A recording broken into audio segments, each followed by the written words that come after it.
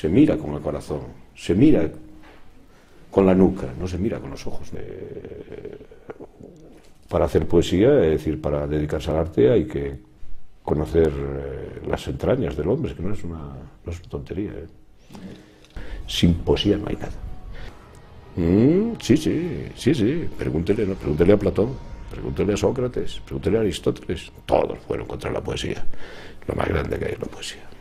El campo de la religión debía ser el campo de los poetas, que no es ni más ni menos que buscar alma, que buscar espacio para que el hombre amplíe su manera de relacionarse, su manera de entenderse, la manera de encontrar el paraíso aquí en la tierra, que es para lo que hemos nacido.